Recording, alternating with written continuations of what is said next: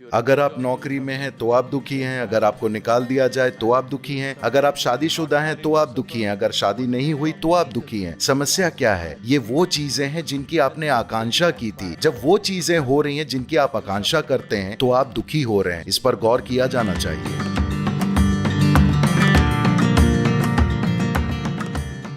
जब हम ऐसे मुश्किल रिश्तों का सामना करते हैं जहां दूसरे व्यक्ति को नज़रअंदाज नहीं किया जा सकता, चाहे वह बॉस हो या आपकी पत्नी, कई बार मैं कंट्रोल खो देता हूं और ऐसा लगता है कि पूरा माहौल मेरे खिलाफ साजिश कर रहा है। क्या मैं स्थिति से खुद ही निपट सकता हूं? क्या किसी और को दोष देना ठीक है? आपके हिसाब से जीवन में सकारात्मकता वापस लाने का क्या तरीका है? देखिए, इसकी सबसे अच्छी बात यह है कि आप उनमें से केवल एक का सामना करते हैं, या तो बॉस या पत्नी। कभी भी दोनों एक साथ नहीं होते। तो आप इधर उधर जा सकते हैं। सेना से जुड़े होने के कारण आप कुछ समय के लिए पत्नी से बच सकते हैं और कुछ समय के लिए बॉस से बच सकते हैं। दूसरी नौकरियों में उन्हें हर दिन दोनों का सामना करना पड़ता है। माफ कीजिए, मैं यूं ही मजाक कर रहा हूं। वैसे भी देखिए, आप न तो अपनी पत्नी के बिना रह सकते और ना ही बॉस के बिना। दोनों आपके जीवन में जरूरी है। आपने करियर की तलाश की और आपको नौकरी मिली, आपको एक बॉस मिल गया। आपने रिश्ते की तलाश की, आपकी शादी हुई और आपको पत्नी मिल गई। तो ये वो चीजें हैं जिनकी आपने आकांक्षा की थी। जब आपकी आकांक्षा पूरी हो गई तो आप दुखी हो गए। इस पर गौर किया जाना चाहिए। ये पत्नी के बारे में नहीं है, ये बॉस के बारे में नहीं है, ये खुद के बारे में है। क्योंकि इंसान ऐसी स्थिति में आ चुका है कि आप जहां भी उसे रखते हैं वो दुखी होने का एक रास्ता खोज लेते हैं। ऐसा हुआ, एक दिन शंकरन पिल्लई का अपनी पत्नी से बहुत बड़ा झगड़ा हो गया। फिर गुस्से में वो घर से निकला और शाम को चल दिया। वो इधर उधर घूमता रहा। वो शहर के ठीक बाहर घूम रहा था, ये जाने बिना कि किधर जाना है, क्या करना है, क्योंकि तुरंत घर वापस जाना शोभा नहीं देता। फिर उसने देखा एक साधु, एक सन्यासी बैठा हुआ था। शाम या रात के लिए पेड़ के नीचे बैठ रहा था।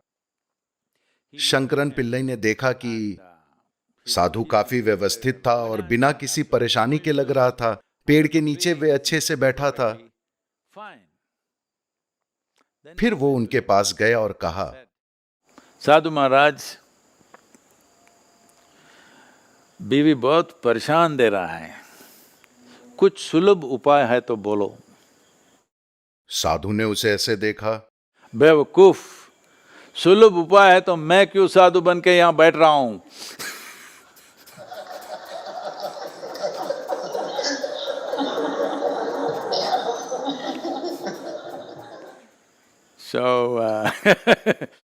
देखिए, हम कहते हैं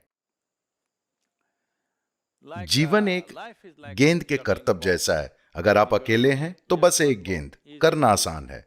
आप दो हों तो दो गेंदें, थोड़ा ज्यादा मुश्किल, ज्यादा ध्यान देने की जरूरत होगी। फिर आप चार हो गए, आपके पास करतब करने के लिए चार गेंदें हैं। अगर आपके पास एक भारतीय सेना हो तो आपके पास करतब करने के लिए 10,000 गेंदें होंगी। तो आप कितनी गेंदों को खुशी से घुमा सकते हैं, आपको उतनी ही गेंद उठानी चाहिए। अगर आप खुद को समर्थ बनाए बिना अपनी गतिविधि को बढ़ाना चाहेंगे तो आपका काम ही आपको दुख देगा। तो लोग एक देश की एक अंतरराष्ट्रीय कंपनी के एक बड़े कार्यकारी, एक ग्लोबल सीईओ कुछ समय पहले मेरे पास आए और एक गहरी संकट की स्थिति में मुझसे कहा, सद्गुरु, मैं इसे नहीं झेल सकता, वो मुझ पर इतना दबाव डाल रहे हैं। मैंने उनकी तरफ देखा और कहा, ठीक है, मेरी कामना है कि आपको निकाल दिया जाए। उन्होंने कहा, नहीं नहीं सद्गुरु, आप क्या कह रहे हैं। मैंने कहा, अरे आप अपनी नौकरी को इतना झेल रहे हैं, मुझे यकीन है कि कई लोग आपकी जैसी नौकरी पाना चाहते हैं। अगर आपको नौकरी से निकाल दिया जाए तो आप खुशी से समुद्र तट पे घूम सकते हैं। नहीं नहीं सद्गुरु, मेरे साथ ऐसा मत करिए। अगर आप नौकरी में हैं तो आप दुखी हैं, अगर आपको निकाल दिया जाए तो आप दुखी हैं, अगर आप शादीशुदा हैं तो आप दुखी हैं, अगर शादी नहीं हुई तो आप दुखी हैं। समस्या क्या है? समस्या ये है, समस्या इसके साथ है, पत्नी के साथ नहीं, बॉस के साथ नहीं, दुनिया के साथ नहीं। वे कुछ भी हों, मैं उनका बचाव करने की कोशिश नहीं कर रहा, वो चाहे जैसे भी हों, लेकिन मैं दुखी हूं या नहीं, ये निश्चित रूप से मेरे बारे में है। जैसे कि मैंने पहले कहा, दुनिया आप पर क्या फेंकती है ये आप नहीं चुन सकते। लेकिन आप उससे जो बनाते हैं वो 100% आपका चुनाव है। कर्म का यही मतलब है। जब मैं कहता हूं मेरा जीवन मेरा कर्म है, पत्नी जैसी भी है, बॉस जैसे भी हैं, आपके आसपास की दुनिया जैसी भी है, हर तरह की परेशानी हो रही है, लेकिन मैं इस एक को वैसे ही रखता हूं जैसे मैं चाहता हूं।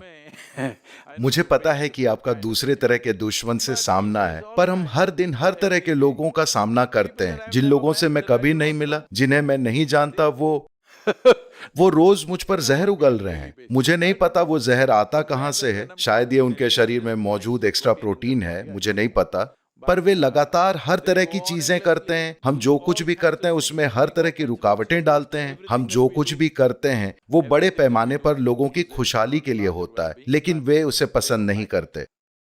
There are people campaigning right now against me today. मेरे खिलाफ अब भी लोग दुष्प्रचार कर रहे हैं कि पेड़ लगाना खतरनाक है। ठीक है, उनका अस्तित्व में होना ही खतरनाक है। तो लोग आपके साथ क्या करते हैं, दुनिया आपके साथ क्या करती है, वो ऐसा ही होता है। आप अपने लिए क्या करना चाहते हैं ये आपके हाथ में, ये आपका कर्म है। मेरा जीवन मेरा कर्म है कहने का यही मतलब है। मैं जैसा हूं वो 100% मेरा बनाया है। कोई भी तय नहीं कर सकता कि मैं अभी कैसा रहूंगा। ये मैं ही तय करता हूं कि मैं अभी कैसा हूं। अगर आप तय कर लें कि आप अभी कैसे हैं, तो क्या आप खुद को आनंदित रखेंगे या दुखी? अगर आप इस सवाल का जवाब दे सकें